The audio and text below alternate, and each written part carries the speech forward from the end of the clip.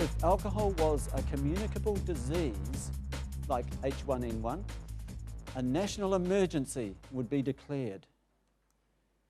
And perhaps we would get comments like this: all the family violence you can see, all those poor babies and young kids that are being bashed. How long is this country going to allow this kind of thing to continue? It's an issue that's been under the carpet, and maybe it's time it was brought out into the open. So this is the Herald on Sunday, 21st of March this year, said by Alistair Burry, talking about the pee epidemic. Alcohol is 50 times as big as pee. And I would like to suggest that if alcohol was a new drug, a national crisis would be declared. Now, of course, consumerism is as old as civilization itself. As soon as human groups got unyoked from spending 6 to 8 hours a day trying to find food, people started purchasing and consuming in excess of their basic needs. And that's just part of human nature, if you like, and the kind of environments that we've created.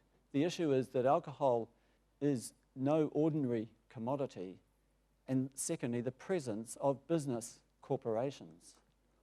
Corporation, an ingenious device for obtaining profit without individual responsibility. I think the presence of global corporations that have power that are bigger than governments, I think, is a real feature of modern life.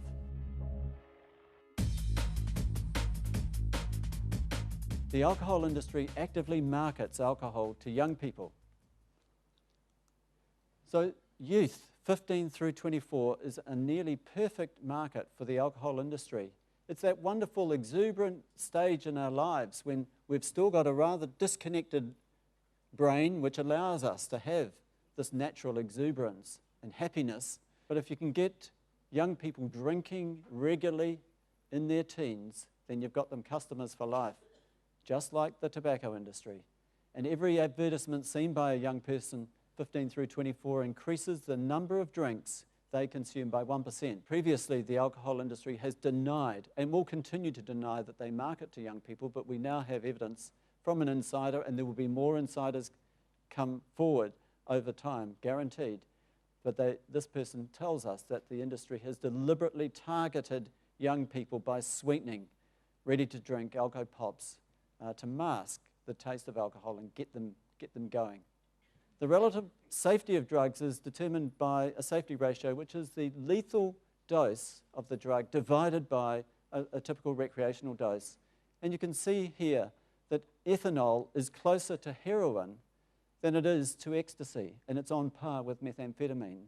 We would see ethanol there as a Class B drug, which really brings some poignancy, doesn't it, to the fact that at the current time you can get this Class B drug 24 hours a day, 7 days a week at supermarkets, and often served by teenagers.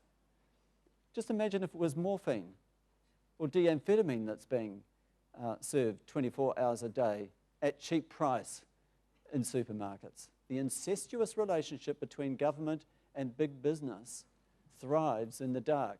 The alcohol industry plays two games, one behind the scenes, the charm offensive with our politicians, and at the public level, they're into blaming the people with the problem and really perpetrating the idea that it's individuals who are causing the problem.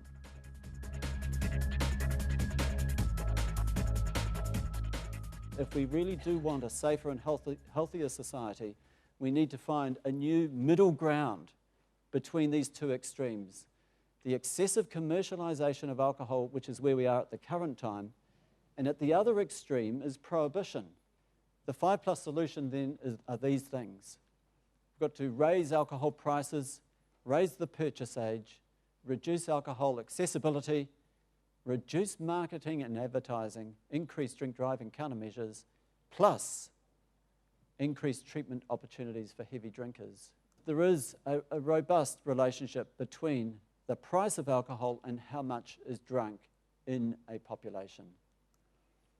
And more recently, 112 studies were put through a meta-analysis, and price came through as the easiest thing that a government can do, the easiest and most effective thing that a government can do to decrease alcohol-related problems in a society. We need to introduce a minimum price per unit of alcohol. The purpose of that is to reduce harmful drinking. We need that as a foundation to stop the immense discounting that can occur in some outlets.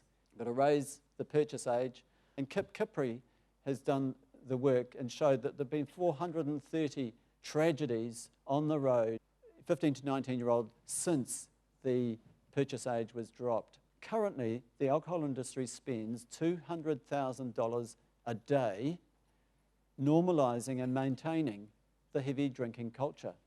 And what are they spending this on? They're spending it on using young women to market alcohol to young men. This is sort of 13 through 30-year-olds, or maybe even more than 30-year-olds, distracting the boys from the task at hand since 1889. And equally using pretty young women to market alcohol to women, young women, 13 through 30. Pursue your day drinks. Pursue your night drinks. It's Friday night, time to light the fuse. Librarian by day, Bacardi by night.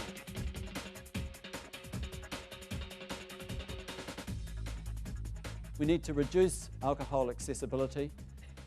Around outlets, we need to return supermarkets and convenience stores to being alcohol-free, and many of us in this room can remember what it was like going to a supermarket and not being confronted at every sort of point around the supermarket with a Class B drug.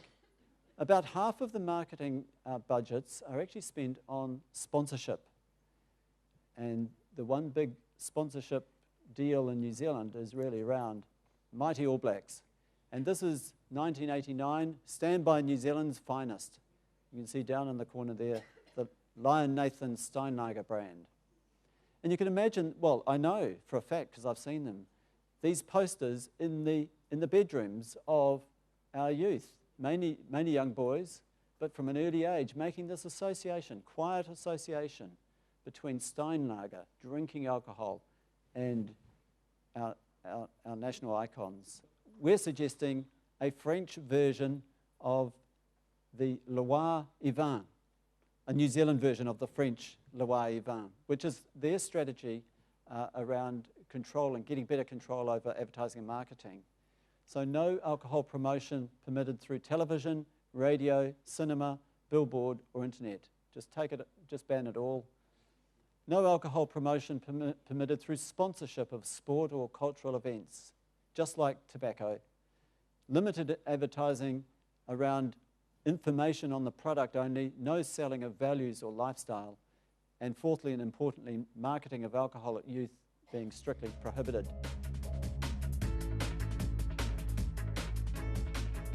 There are three pillars maintaining the national alcohol crisis: this immensely powerful global alcohol industry, political pragmatism of governments, and an idea, the idea that it's individual drinkers who are causing the problem.